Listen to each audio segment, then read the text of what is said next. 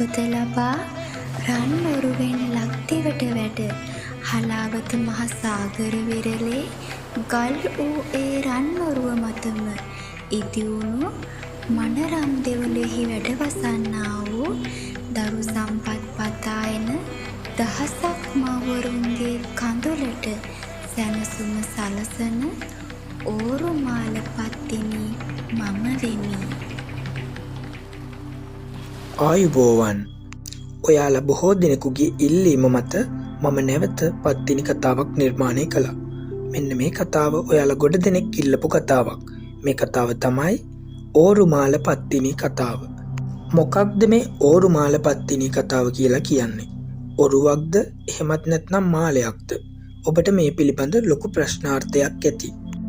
මම හැම කතාවකම කියනවා වගේ මේ කතාවටත් බොහෝ ජනප්‍රවාද කතා බොහෝමයක් තිබෙනවා.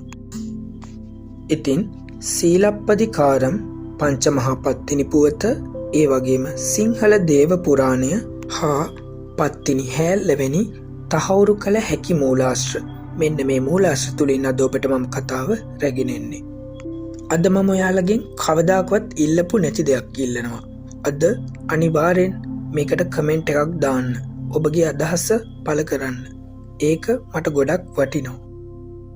මෙන්න මේ මූලාශ්‍ර සුල සඳහන් ප්‍රධාන කතාව හැරුණුකොට එක් කතාවක් මම ඔබට ඉස්සල්ලාම පැහැදිලි කරලා ඉන්නවා.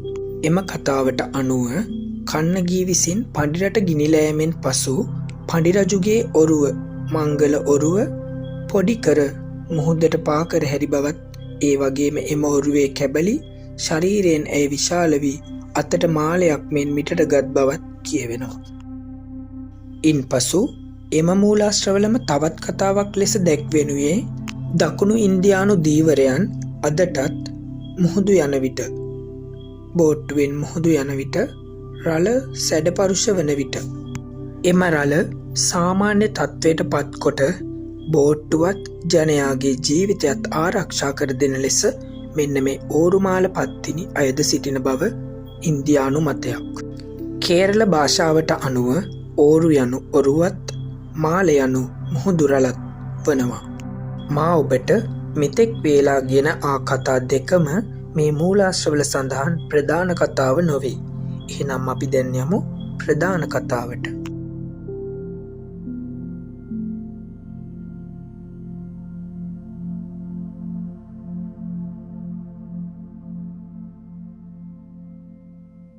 දකුණු ඉන්දීය පූජිත දෙවඟනක් වූ අට්ටුක්කල් අම්මන්, එහෙමත් නැතිනම් පත්තිනි දෙවඟන, දකුණු ඉන්දියාවේ සිට ලංකාද්වීපයට පැමිණීමයි මේ ඕරුමාල පත්තිනි කතාව ලෙස මෙම මූලාශ්‍ර තුල ප්‍රධානවම සඳහන් කරන්නේ. මෙහිදී පත්තිනි දෙවඟනගේ දිව්‍ය ආභරණවල ඔරුවක් හැඩති මාලයක් තිබුණා. මෙන්න මේ ඔරුවක් හැඩති රන් මාලය පත්තිනි දෙවඟන විසින් මුහුදට දැමූ අතර අන්න ඒ රන් මාලය තුලින් ඔරුවක් නිර්මාණය වුණා. මේ රන් ඔරුව මත නැගි පත්තිනි දේවිය ශ්‍රී ලංකාද්වීපය බලා පැමිණියා. ඉතින් දිව්‍ය ශක්තිය මගින් ධාවනය වුණු මෙන්න මේ රන් ඔරුව මහ මුහුද පීරමින් තේජවන්තම ගමනේ යෙදුණා. ඕරුමාල පත්තිනි මම වෙමි. ඉතින් මේ ස්වර්ණ වූ ඔරුව ශ්‍රී ලංකාද්වීපයේ පුත්තලම හලාවත ප්‍රදේශවලට සේන්දු වුණ බවයි කියවෙන්නේ. මෙලෙස හලාවත තොඩුවාව ප්‍රදේශයෙන් වෙරළට සේන්දු වීමට ගිය ඔරුව වෙරළ ආසන්නයට පැමිණ එලෙසටම ගල් වූ බව කියවෙයි. ගල් වූ ඔරුව වටකොට දෙවොල සෑදූ බවත් ඇතැම් ජනප්‍රවාදවල එතුමිය ඔරුවෙන් බැස තම පාදය මුහුදු වැල්ල මත ස්පර්ශ කරන විට එම වැල්ල රන් පැහැ වූ බවත්, එලෙස රන් පැහැ වූ පාද සටහන වටකොට දෙවොල ඉදිකර බවත් කියවේ. මෙලෙස අදටත් හලාවත තොඩුවාව ප්‍රදේශයේ මුහුදුබඩ පත්තිනි දේවාලයක් ඇති බව මෙම මූලාශ්‍රවල සඳහන් වේ. නමුත් මා පෞද්ගලිකව නම් එය අසා නැත. කෙසේ නමුත් පත්තිනි චිත්‍රපටය තුල මුලින් පෙන්වන මුහුදුබඩ පත්තිනි දේවාලයක් අප දැක ඇත. ඇතැම් විට ඒ මේ තොඩුවාව ප්‍රදේශයේ පිහිටි මුහුදුබඩ පත්තිනි දේවාලය විය හැක.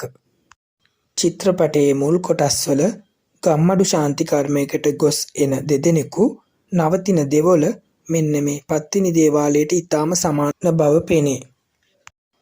දරු සම්පත් නැති මව්වරුන් දරු සම්පත් වෙනුවෙන් අයද සිටින දෙවඟනක් ලෙස ඕරුමාල පත්තිනි දේවිය සඳහන් වේ.